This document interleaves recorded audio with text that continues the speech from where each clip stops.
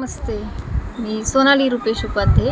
आष्टी गावामध्ये आपलं बालाजी कलेक्शन आहे आणि गेले 5 वर्ष मी व्यवस्थितपणे त्याला हँडल करते आहे, प्रयत्न करते आहे. आमचे शेट अचानक एक कोरोनाच्या कालावधीमध्ये अचानक गेल्यामुळे भरपूर जबाबदारी पडली माझ्यावर आणि ती मी व्यवस्थितपणे सांभाळून इथपर्यंत आणलं आहे.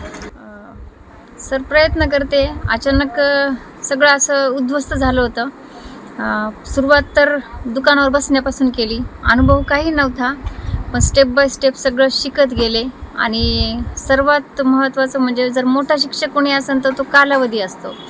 हा काळ जो 5 वर्षाचा गेला आहे त्याने मला भरपूर शिकवलं आहे. प्रत्येक ग्राहकाने पण भरपूर शिकण्यासारखं असतंच ग्राहकाकडून पण.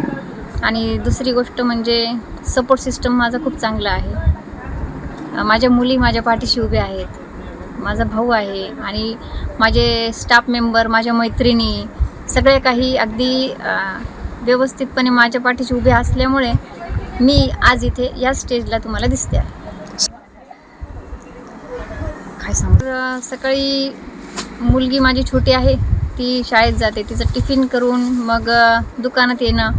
9 वाजता माझी दुकान उघडते आणि त्यानंतर ओके रुटीन गिऱ्हाईक सुरू होतं. पूर्ण दिवसाचा कालावधी दुकानातच जातो माझा. आणि दुसरी गोष्ट शेटची गाडी आहे आणि ती गाडी मी शेट गेल्यानंतर शिकली आणि आज मी 4 व्हीलर चालवू शकते. माझं स्वतःचं काम मी स्वतः हँडल करू शकते. खरेदीला सुद्धा मी स्वतः जाते सर.